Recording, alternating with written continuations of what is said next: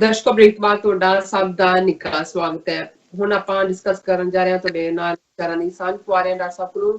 ਅੱਜ ਦੇ ਜੋ ਥਰਡ ਵਾਲੇ ਇਸ਼ੂ ਵਿੱਚ ਜੋ ਵਿਚਾਰਾਂ ਨੇ ਉਹ ਹੋਣ ਜਾ ਰਹੀਆਂ ਨੇ, ਸੋ ਉਸ ਵਿੱਚ ਆਪਾਂ ਡਿਸਕਸ ਕਰਨ ਜਾ ਰਹੇ ਹਾਂ ਕਿ ਅਰਬ ਦੇਸ਼ਾਂ ਤੋਂ ਬਾਅਦ ਹੁਣ ਕੈਨੇਡਾ ਨੇ ਵੀ ਹਿੰਦੂ ਤਵੀਆਂ ਦਾ ਸ਼ਿਕੰਜਾ ਕੱਸਣਾ ਸ਼ੁਰੂ ਕਰ ਦਿੱਤਾ ਹੈ।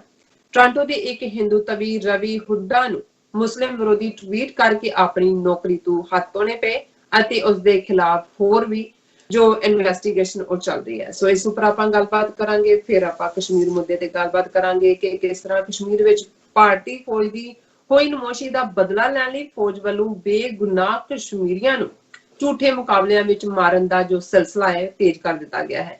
ਇਸ ਉੱਪਰ ਆਪਾਂ ਗੱਲਬਾਤ ਕਰਾਂਗੇ, ਫਿਰ ਤੁਹਾਡੀਆਂ ਲਿਖਤਾਂ ਵੀ ਸਾਂਝੀਆਂ ਹੋਣਗੀਆਂ। ਸੋ ਅਸੀਂ ਚਾਹਾਂਗੇ ਕਿ ਤੁਸੀਂ ਸਾਡੇ ਨਾਲ ਇਸੇ ਤਰ੍ਹਾਂ ਹੀ ਬਣੇ ਰਹਿਣਾ। ਦੇਖਣ ਸੁਣਨ ਲਈ ਲਿਖਣ ਲਈ ਤੁਹਾਡਾ ਸਭ ਦਾ ਬਹੁਤ ਬਹੁਤ ਸ਼ੁਕਰੀਆ। ਜੀ ਡਾਕਟਰ ਸਾਹਿਬ ਕੀ ਕਹਿਣਾ ਚਾਹੋਗੇ? ਦੇਖੋ, ਅਸੀਂ ਸਮਝਦੇ ਹਾਂ ਕਿ ਵੀ ਇਹ ਜਿਹੜਾ ਝੂਠ ਹੁੰਦਾ ਹੈ ਔਰ ਨਫ਼ਰਤ ਹੁੰਦੀ ਹੈ, ਅਲਟੀਮੇਟਲੀ ਜਦੋਂ ਇੱਕ ਥਾਂ ਤੇ ਚੈਲੰਜ ਹੋ ਜਾਏ ਤੇ ਫਿਰ ਸਾਰੇ ਪਾਸੇ ਹੀ ਚੈਲੰਜ ਹੁੰਦਾ ਹੈ। ਜਿਵੇਂ ਠੀਕ ਹਨੇਰੇ ਨੂੰ ਚੈਲੰਜ ਕਰਦੇ ਆ, ਭਾਵੇਂ ਇੱਕ ਖੂੰਜੇ ਦੇ ਵਿੱਚ ਇੱਕ ਦੀਵਾ ਟਿਮਟਮਾਂਦਾ ਹੋਇਆ ਹੀ ਬਲਦਾ, ਪਰ ਬਾਕੀਆਂ ਨੂੰ ਹੌਸਲਾ ਹੁੰਦਾ ਤੇ ਹੌਲੀ ਹੌਲੀ ਚਾਰ ਚੁਫੇਰੇ ਫਿਰ ਦੀਵਾ ਜਾਂ ਚਾਨਣ ਜਿਹੜਾ ਉਹ ਹਨੇਰੇ ਨੂੰ ਚੈਲੰਜ ਕਰਦਾ।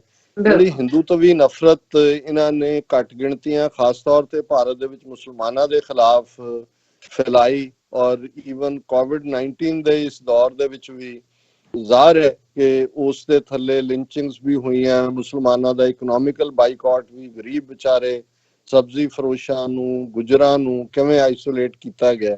ਔਰ ਇਸ ਸਾਰੇ ਦੇ ਚਲਦਿਆਂ ਈਵਨ ਜਿਹੜੇ ਮੁਸਲਮਾਨ ਦੇਸ਼ਾਂ ਦੇ ਵਿੱਚ ਬੈਠੇ ਹੋਏ ਹਿੰਦੂ ਤਵੀ ਸੀ, ਉਹਨਾਂ ਨੇ ਵੀ ਟਵੀਟ ਕਰਕੇ ਜਿਹੜਾ ਇਸਲਾਮ ਦੇ ਖਿਲਾਫ ਔਰ ਈਵਨ ਅਰਬ ਮੁਲਕਾਂ ਦੀਆਂ ਬੀਬੀਆਂ ਦੇ ਖਿਲਾਫ ਵੀ ਜਿਹੜੀਆਂ ਬੜੀਆਂ ਗੰਦੀਆਂ ਟਿੱਪਣੀਆਂ ਕੀਤੀਆਂ। ਉਹ ਚੈਲੰਜ ਹੋਇਆ।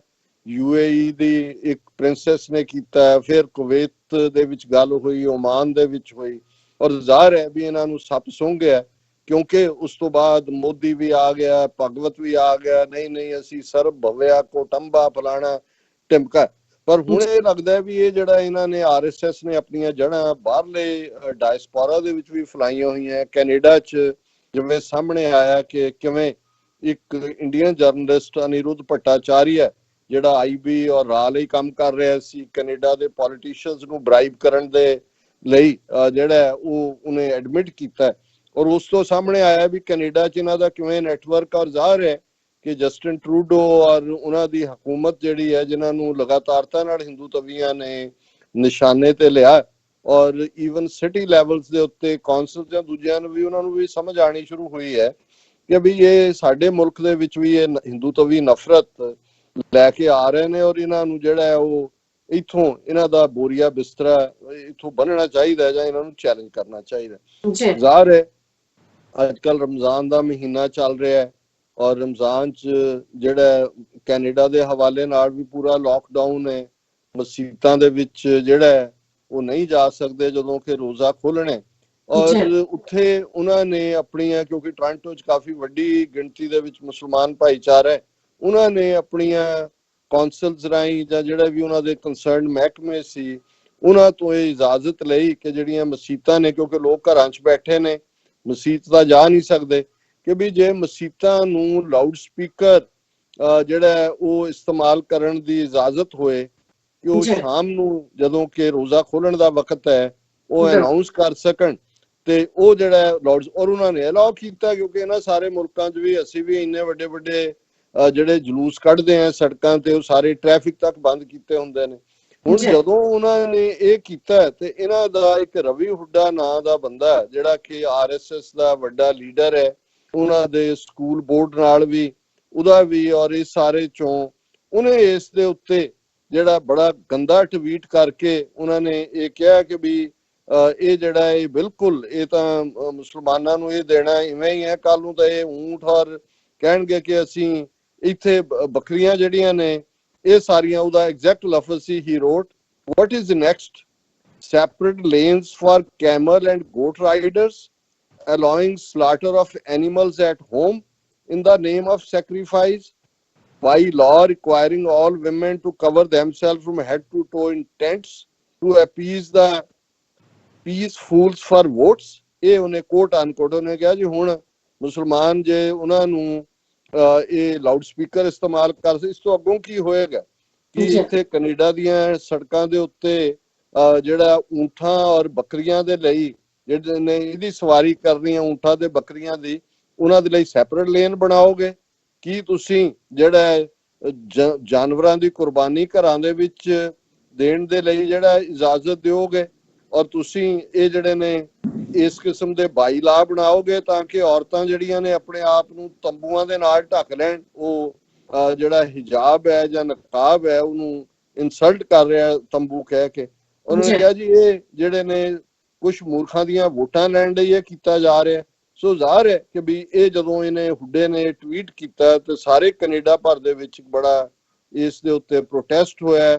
ਔਰ ਇਹ ਜਿਹੜੀਆਂ ਕੈਨੇਡਾ ਦੀਆਂ ਲਿਬਰਲ ਵੈਲਿਊਜ਼ ਨੇ ਇਹ ਸਾਰੇ ਨੂੰ ਵੀ ਇੱਕ ਚੈਲੰਜ ਸੀ, ਪਰ ਜਿਉਂ ਹੀ ਇਹ ਸਾਹਮਣੇ ਆਇਆ ਔਰ ਲੋਕਾਂ ਨੇ ਪ੍ਰੋਟੈਸਟ ਕੀਤਾ, ਉਹਨੇ Peel district school board Brampton ਦਾ, ਜਿਹਦੇ ਚ ਕਿ ਹੁੱਡਾ ਜਿਹੜਾ ਸਕੂਲ ਕੌਂਸਲ ਦਾ ਚੇਅਰ ਸੀ, ਉਹਨਾਂ ਨੇ ਇੱਕਦਮ ਇਹਨੂੰ ਰਿਮੂਵ ਕਰ ਦਿੱਤਾ। ਉਹਨਾਂ ਨੇ ਕਿਹਾ ਜੀ ਤੇ ਅਸੀਂ ਇਨਵੈਸਟੀਗੇਸ਼ਨ ਕਰ ਰਹੇ ਹਾਂ।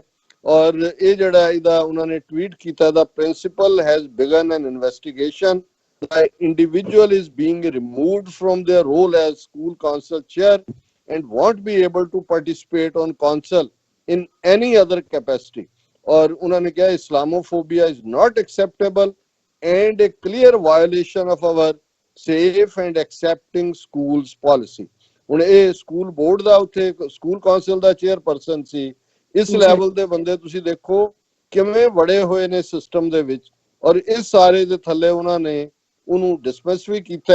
ਔਰ ਇਹ ਜਿਹੜਾ ਬਾਕੀਆਂ ਨੇ ਵੀ ਇਸ ਦੇ ਉੱਤੇ ਪ੍ਰੋਟੈਸਟ ਕੀਤਾ। ਔਰ ਇਹ ਜਿਹੜੀ ਆਗਿਆ ਦਿੱਤੀ ਹੋਈ ਆ ਉਹਨਾਂ ਨੇ ਸਾਰੀ, ਇਹ ਕਹਿੰਦੇ ਉਸ ਟੋਰਾਂਟੋ ਏਰੀਆ ਦੀਆਂ ਬਹੁਤ ਸਾਰੀਆਂ ਜਿਹੜੀਆਂ ਉਹਨਾਂ ਦੀਆਂ ਕਾਉਂਸਲਸ ਔਰ ਦੂਸਰਿਆਂ ਸੀ ਕਿ ਬਈ ਮੁਸਲਮਾਨਾਂ ਦਾ ਹੋਲੀ ਮੰਨਦਾ। ਔਰ ਕੈਨੇਡਾ ਮੋਸਟ ਲਿਬਰਲ ਕੰਟਰੀ, ਉਹਨਾਂ ਨੇ ਅਪ੍ਰੈਲ ਦਾ ਮਹੀਨਾ ਸਿੱਖ ਹੈਰੀਟੇਜ ਮੰਥ ਹੁੰਦਾ ਹੈ ਕਿ ਭਾਈ ਇਹ ਸਿੱਖਾਂ ਦਾ ਹੈਰੀਟੇਜ ਹੈ, ਸਾਰੇ ਸੈਲੀਬ੍ਰੇਟ ਕਰਦੇ ਨੇ।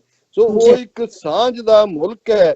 ਔਰ ਇਹ ਨਫ਼ਰਤ ਦੇ ਜਿਹੜੇ ਲੋਕ ਨੇ ਭਰੇ ਹੋਏ, ਔਰ ਉਹਦੇ ਚ ਉਹਨਾਂ ਦੇ ਮਿਸਟਰ ਪੈਟਰਿਕ ਬਰਾਊਨ ਨੇ ਇਸ ਦੇ ਉੱਤੇ ਕਿਹਾ, our noise by law originally passed in 1984 only included an exemption for church bells. It will now include all faiths within the permitted hours and decibel levels. The Muslim community can proceed with the sunset azan because it is 2020 and we treat all faiths equally. ਇਹ ਉਹਨਾਂ ਨੇ ਕਿਹਾ ਜੀ ਅਸੀਂ 1984 ਚ law ਪਾਸ ਹੋਇਆ ਸੀ, ਉਹਦੇ ਚ ਚਰਚ ਬੈਲਸ ਜਿਹੜੀਆਂ ਨੇ ਉਹ ਅਲਾਉਡ ਸੀ, ਜਿਵੇਂ ਮਾਈਕ ਦੇ ਉੱਤੇ ਵੀ ਭਾਈ ਉਹਨਾਂ ਦੀ ਵੀ ਇੱਕ ਆਪਣੀ ਸਿਗਨੀਫੀਕੈਂਸ ਹੈ। ਉਹਨਾਂ ਨੇ ਕਿਹਾ ਵੀ ਅਸੀਂ ਇਸ ਨੂੰ ਦੇਖਦਿਆਂ ਹੋਇਆ ਕਿ ਜਿਹੜਾ ਸਾਊਂਡ ਜ਼ਿਆਦਾ ਪੋਲਿਊਸ਼ਨ ਲੈਵਲ ਨੂੰ ਵੀ ਦੇਖਦੇ ਹਾਂ, ਔਰ ਸਾਰੇ ਫੇਥਸ ਨੂੰ ਅਸੀਂ ਇਸ ਦੇ ਲਈ ਇਜਾਜ਼ਤ ਦਿੱਤੀ ਹੈ। ਔਰ ਇਸ ਵੇਲੇ ਕਿਉਂਕਿ 2020 ਚ ਇਹ ਕਰੋਨਾ ਦਾ ਹੈ ਸਾਰਾ ਪਾਰਟ, ਔਰ ਜਦੋਂ ਸਨਸੈਟ ਹੁੰਦਾ ਉਹਦੀ ਅਜ਼ਾਨ ਜਿਹੜੀ ਲੋਕਾਂ ਤੱਕ ਪਹੁੰਚੇ, ਕਿਉਂਕਿ ਲੋਕ ਘਰਾਂ ਚ ਨੇ, ਇਹ ਅਸੀਂ ਉਹਨਾਂ ਨੂੰ ਅਲਾਉ ਕੀਤਾ। ਔਰ ਕਿਸੇ ਵੀ ਕਿਸਮ ਦੀ ਜਿਹੜੀ ਨਫ਼ਰਤ ਹੈ ਇਹ ਬਿਲਕੁਲ ਟੋਲਰੇਟ ਨਹੀਂ ਹੋਏਗੀ। ਸੋ ਅਸੀਂ ਸਮਝਦੇ ਹਾਂ ਕਿ ਇਹ ਇੱਕ ਬਿਲਕੁਲ ਠੀਕ ਰਿਸਪੌਂਸ ਹੈ ਇਹਨਾਂ ਦੇ ਇਸ ਹਿੰਦੂਤਵੀ ਜਿਹੜਾ ਐਕਸਟ੍ਰੀਮਿਜ਼ਮ ਹੈ ਜਿਹੜਾ ਇਹਨਾਂ ਮੁਲਕਾਂ ਦੇ ਵਿੱਚੋਂ ਲਿਆ ਰਹੇ ਸੀ। ਤੇ ਨਾਲ ਦੀ ਨਾਲ ਜਿਵੇਂ ਤੁਸੀਂ ਕਸ਼ਮੀਰ ਦੇ ਹਵਾਲੇ ਨਾਲ ਗੱਲ ਕੀਤੀ, ਅਸੀਂ ਜਿਹੜਾ ਕੱਲ ਸੈਗਮੈਂਟ ਕੀਤਾ ਸੀ ਕਿ ਕਿਵੇਂ ਉਹਨਾਂ ਨੇ ਕਸ਼ਮੀਰੀਆਂ ਦਾ ਰੋਹ ਹੁਣ ਜਾਗਿਆ। ਤੇ ਜਿਵੇਂ 10ਵੇਂ ਪਾਤਸ਼ਾਹ ਦਾ ਫਰਮਾਨ ਅਸੀਂ ਪੜ੍ਹਦੇ ਹਾਂ, ਜਬੈ ਬਾਣ ਲਾਗਿਓ ਤਬੈ ਰੋਸ ਜਾਗਿਓ, ਕਿ ਜਦੋਂ ਤੀਰ ਵੱਜਦਾ ਤੇ ਫੇਰ ਰੋਹ ਜਾਗਦਾ। ਸੋ ਇਹਨਾਂ ਦੇ ਜ਼ੁਲਮਾਂ ਨੂੰ ਉਹਨਾਂ ਨੇ ਚੈਲੰਜ ਕੀਤਾ ਔਰ ਇੱਕ ਮੁੱਠਭੇੜ ਸੱਚੀ ਮੁੱਚੀ ਦੀ ਹੋਈ। ਇੱਕ ਕਰਨਲ ਮੇਜਰ ਸਮੇਤ 3 ਹੋਰ ਫੌਜੀ ਮਾਰੇ ਗਏ। CRPF ਦੇ 3 ਜਵਾਨ ਇੱਕ ਥਾਂ ਹੋਰ ਡਿਫਰੈਂਟ ਥਾਂ ਤੇ ਮੁਕਾਬਲੇ ਚ ਮਾਰੇ ਗਏ। ਔਰ ਇਹਨਾਂ ਦੀ ਹੁਣ ਜਿੱਥੇ ਘਬਰਾਹਟ ਹੋਈ ਉੱਥੇ ਅੰਦਰੂਨੀ ਹਲਕਿਆਂ 'ਚ ਇਹ ਵੀ ਹੋਇਆ ਵੀ ਆਹ ਬਹਾਦਰ ਫੌਜ ਹੈ ਇਹਨਾਂ ਦੀ। ਇਹ ਵੀ ਹੋਇਆ ਕਿ ਜੀ ਤੁਸੀਂ ਤਾਂ ਕਹਿੰਦੇ ਸੀ ਕਸ਼ਮੀਰੀ ਜਿਹੜੇ ਨੇ SC ਉਹਨਾਂ ਨੂੰ ਕੁੱਟ ਜਾੜੀ ਹੈ ਕਿ ਹੁਣ ਅਗਲੇ 100 ਸਾਲ ਨਹੀਂ ਉੱਠਦੇ, ਉਹ ਤਾਂ ਖਲੋ ਗਏ ਨੇ। ਹੁਣ ਇਹ ਦੱਸਣ ਦੇ ਲਈ ਕਿ ਜੀ ਨਹੀਂ ਅਸੀਂ ਬਰਾਬਰ ਜਿਹੜਾ ਹਿਸਾਬ ਕਰ ਲਿਆ, ਉਹਨਾਂ ਨੇ ਅੱਜ ਇਹ ਬੜਾ ਪਬਲਿਸਾਈਜ਼ ਕੀਤਾ ਹੋਇਆ ਕਿ ਜੀ ਉੱਥੇ ਜਿਹੜਾ ਟੌਪ ਜਿਹੜਾ ਹਿਜ਼ਬੁਲ ਕਮਾਂਡਰ ਰਿਆਜ਼ ਨਾਇਕੂ ਕਿਲਡ ਇਨ ਸਾਊਥ ਕਸ਼ਮੀਰ ਵਿਲੇਜ, ਬਹੁਤ ਫੌਜ ਨੇ ਜਾ ਕੇ ਘੇਰ ਲਿਆ ਔਰ ਉਹ ਸਾਰੇ ਨੂੰ ਜਾ ਕੇ ਉਹਨਾਂ ਨੇ ਕਰ ਦਿੱਤਾ। ਹਾਲਾਂਕਿ ਇਹ ਵੀ ਸਾਹਮਣੇ ਆਇਆ ਕਿ ਵੀ ਇਹ ਝੂਠੇ ਪੁਲਿਸ ਮੁਕਾਬਲੇ ਇਹਨਾਂ ਨੇ ਫੇਰ ਸ਼ੁਰੂ ਕਰ ਦਿੱਤੇ ਨੇ। ਔਰ ਇਸ ਸਾਰੇ 'ਚ ਉਹਨਾਂ ਨੇ ਕਸ਼ਮੀਰੀਆਂ ਨੇ ਇੰਨਾ ਪ੍ਰੋਟੈਸਟ ਕੀਤਾ ਇਸ ਦੇ ਉੱਤੇ, ਜੋ ਉੱਥੇ ਹੋਰ ਵੀ ਨੌਜਵਾਨ ਇਹਨਾਂ ਨੇ ਮਾਰੇ ਵੀ, ਈਵਨ ਪੁਲਿਸ ਦੀਆਂ ਗੱਡੀਆਂ ਦੇ ਉੱਤੇ ਵੀ ਪਥਰਾ ਹੋਇਆ ਔਰ ਇਹ ਉੱਥੋਂ ਭੱਜਦੇ ਵੀ ਨਜ਼ਰ ਆ ਰਹੇ ਨੇ।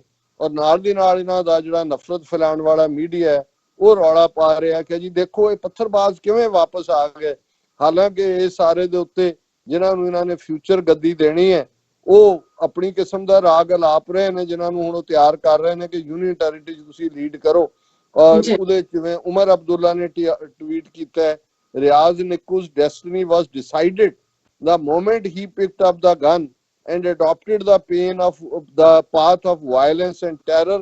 His death must not be used as an excuse by some to put more people in harm's way by provoking violence and ਇਹ ਤੁਸੀਂ ਦੇਖੋ ਇਹ ਨੇ ਜਿਹੜੇ ਗੁਲਾਮ ਜ਼ਹਿਨੀਅਤ ਦੇ ਲੋਕ, ਔਰ ਉਹ ਖੁਸ਼ ਕਰ ਰਿਹਾ ਆਪਣੇ ਆਕਾਵਾਂ ਨੂੰ, ਆਪਣੇ ਲੋਕਾਂ ਨੂੰ ਕਹਿ ਰਿਹਾ ਦੇਖੋ ਹੁਣ ਇਹਨੂੰ ਤੁਸੀਂ ਜਿਹੜਾ ਉਹ ਇਵੇਂ ਨਾ ਪ੍ਰਮੋਟ ਕਰਨਾ ਕਿ ਬਾਕੀ ਜਿਹੜੇ ਨੇ ਗਨ ਚੁੱਕਣ। ਔਰ ਇਸ ਦੇ ਨਾਲ ਨਾਲ ਉਹਨਾਂ ਨੇ 11 ਤੋਂ ਜ਼ਿਆਦਾ ਜਿਹੜੇ ਬੰਦੇ ਨੇ ਉਹ ਜ਼ਖਮੀ ਕੀਤੇ ਨੇ। ਉਹ ਸਾਰਾ ਇੱਕ ਕਨਫਿਊਜ਼ਨ ਦਾ ਇਹ ਆਪਰੇਸ਼ਨ ਦੇ ਨਾਂ ਥੱਲੇ ਇਹਨਾਂ ਨੇ, ਔਰ ਇਹਦੇ 'ਚ ਕੋਈ ਸ਼ੱਕ ਨਹੀਂ ਹੈ ਜਦੋਂ ਤੁਸੀਂ ਉਹਨਾਂ ਦੇ so called mainstream media ਦਾ ਰਿਐਕਸ਼ਨ ਦੇਖਦੇ ਹੋ ਤੇ ਫਿਰ ਸਮਝ ਆ ਜਾਂਦੀ ਹੈ ਕਿ ਵੀ ਉਹਨਾਂ ਨੇ ਇਹ ਰਿਵੈਂਜ ਸਟ੍ਰਾਈਕ ਕੀਤਾ ਹੈ ਦੱਸਣ ਦੇ ਲਈ ਕਿ ਵੀ ਅਸੀਂ ਇਹ ਕਰ ਰਹੇ ਹਾਂ। ਔਰ ਨਾਲ ਦੀ ਨਾਲ ਕਹਾਣੀਆਂ ਕਿ ਜਿਹੜਾ ਨਾਇਕੂ ਹੈ ਇਹ private school teacher C, A+ category militant ਕਿੱਦਾਂ ਬਣ ਗਿਆ, ਕਿਵੇਂ 8 ਸਾਲ ਤੋਂ ਇਹ ਝਕਾਨੀ ਦੇ ਰਿਹਾ ਸੀ, ਹਿਜ਼ਬੁਲ ਦੀ ਕਮਾਂਡਿੰਗ ਕਰ ਰਿਹਾ ਸੀ, ਔਰ ਦੇਖੋ ਕਿੰਨੀ ਵੱਡੀ ਸਾਡੀ ਹੈ ਕਾਰਨਾਮਾ।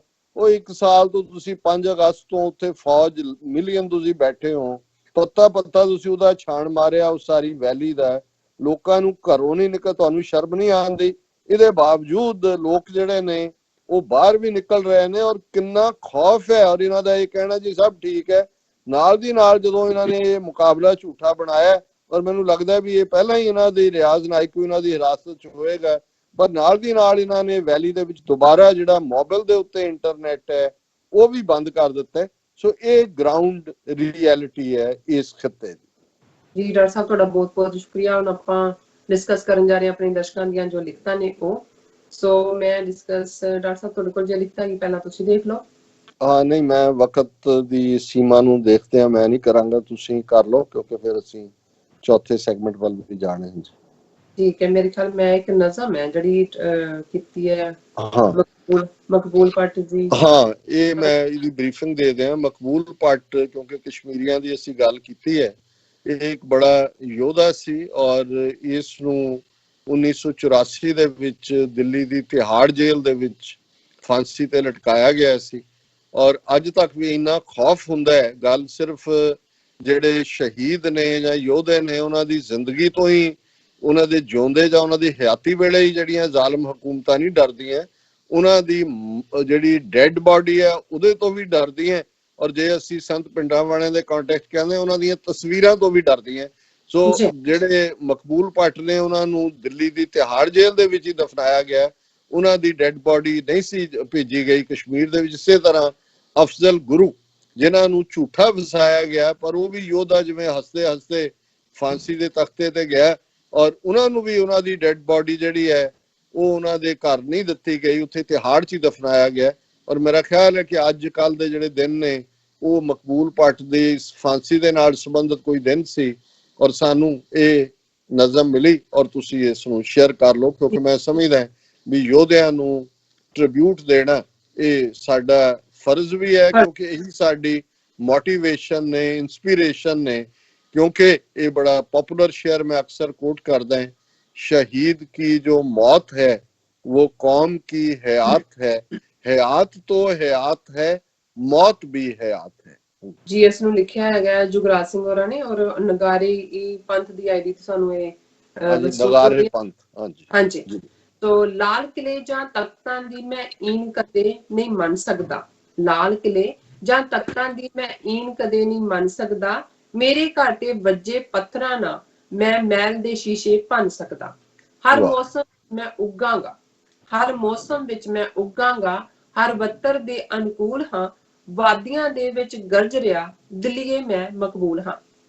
ਮੇਰੀ ਵਾਹ। ਬੁੱਕਲ ਦੇ ਵਿੱਚ ਵੀਰ ਤੇਰੇ, ਮੇਰੀ ਬੁੱਕਲ ਦੇ ਵਿੱਚ ਵੀਰ ਤੇਰੇ, ਮੇਰਾ ਜੇਲਮ ਮੈਨੂੰ ਆਖਦਾ, ਮੇਰੇ ਲੋਕ ਆਜ਼ਾਦੀ ਮੰਗਦੇ, ਪਰ ਹਾਕਮ ਟੇਡਾ ਝਾਕਦਾ। ਮੈਨੂੰ ਫੁੱਲ ਸਮਝ ਮਜ਼ਲੂਮਾਂ ਲਈ, ਮੈਨੂੰ ਫੁੱਲ ਸਮਝ ਮਜ਼ਲੂਮਾਂ ਲਈ, ਤੇਰੇ ਲਈ ਤਿੱਖੀ ਸੂਲ ਹਾਂ, ਵਾਦੀਆਂ ਦੇ ਵਿੱਚ ਗਰਜ ਰਿਹਾ, ਦਿੱਲੀਏ ਮੈਂ ਮਕਬੂਲ ਹਾਂ। ਵਾਹ। ਇੱਕ ਅੰਮੀ ਪੁੱਤ ਉਡੀਕਦੀ, ਇੱਕ ਅੰਮੀ ਪੁੱਤ ਉਡੀਕਦੀ, ਮੈਂ ਕੀ ਉਹਨੂੰ ਤਰਵਾਸਾ ਦੇਵਾਂ, ਹਰ ਅੱਖ ਵਿੱਚ ਇੱਥੇ ਅਥਰੂ, ਮੈਂ ਕਿੰਜ ਬੁੱਲਾਂ ਤੇ ਹਾਸਾ ਦੇਵਾਂ।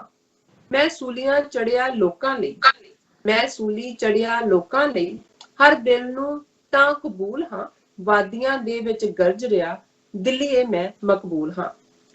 ਹਰ ਚੌਂਕੀ ਨਾਕੇ ਪਹਿਰੇ ਤੇ, ਹਰ ਚੌਂਕੀ ਨਾਕੇ ਪਹਿਰੇ ਤੇ, ਤੇਰੇ ਜ਼ੁਲਮ ਰੋਜ਼ਾਨਾ ਤੱਕਦਾ ਹਾਂ, ਸਿਰ ਮੇਰਾ ਪਰ ਝੁਕਦਾ ਨਹੀਂ, ਹਥਿਆਰ ਮੈਂ ਤਾਂ ਹੀ ਚੱਕਦਾ ਹਾਂ। ਲੜਦਾ ਬਦੀਆਂ ਨਾਲ ਸਦਾ, ਲੜਦਾ ਬਦੀਆਂ ਨਾਲ ਸਦਾ, ਮੈਂ ਖੁਦਾ ਦਾ ਪਾਕ ਅਸੂਲ ਹਾਂ, ਵਾਦੀਆਂ ਦੇ ਵਿੱਚ ਗਰਜ ਰਿਹਾ, ਦਿੱਲੀਏ ਮੈਂ ਮਕਬੂਲ ਹਾਂ। ਵਾਹ ਦੁਨੀਆ ਵਾਹ। ਸਾਰੀ ਆਖਦੀ, ਦੁਨੀਆ ਸਾਰੀ ਆਖਦੀ, ਮੇਰਾ ਦੇਸ਼ ਹੈ ਜੰਨਤ ਦੁਨੀਆ ਦੀ, ਨਰਕ ਬਣਾ ਕੇ ਛੱਡੂਗੀ ਪਰ ਧਰਤੀ ਰਿਸ਼ਤਿਆਂ ਮੁਨੀਆਂ ਦੀ। ਮੇਰੇ ਬੱਚਿਆਂ ਹੱਥੀ ਫੁੱਲ ਫੜੇ, ਮੇਰੇ ਬੱਚਿਆਂ ਹੱਥੀ ਫੁੱਲ ਫੜੇ, ਉਹ ਆਖੇ ਮੈਂ ਤਰਸ਼ੂਲ ਹਾਂ, ਵਾਦੀਆਂ ਦੇ ਵਿੱਚ ਗਰਜ ਰਿਹਾ, ਦਿੱਲੀਏ ਮੈਂ ਮਕਬੂਲ ਹਾਂ। ਵਾਹ ਵਾਹ। ਸੋ ਇਸ ਤੋਂ ਖੂਬਸੂਰਤ ਟ੍ਰਿਬਿਊਟ ਕੋਈ ਨਹੀਂ ਹੋ ਸਕਦੀ ਕਿ ਮਕਬੂਲ ਦੀ ਯਾਦ ਅੱਜ ਵੀ ਵਾਦੀ ਦੇ ਵਿੱਚ, ਉਸ ਵਾਦੀ ਦੀ ਫਿਜ਼ਾ ਦੇ ਵਿੱਚ, ਚਿਨਾਰਾਂ ਦੇ ਰੁੱਖਾਂ ਨੂੰ ਕ੍ਰਾਸ ਕਰਦੇ ਆ ਚਾਰ ਚਫੇਰੇ, ਇਹੀ ਆਵਾਜ਼ ਹੈ, ਆਜ਼ਾਦੀ ਆਜ਼ਾਦੀ ਆਜ਼ਾਦੀ। ਜੀ ਡਾਕਟਰ ਸਾਹਿਬ, ਇੱਥੇ ਲੈਣੇ ਬ੍ਰੇਕ। ਵਿਊਅਰਸ ਤੁਸੀਂ ਕਿਤੇ ਨਹੀਂ ਜਾਣਾ, ਮਿਲਦੇ हैं आफ्टर दिस शॉर्ट ब्रेक।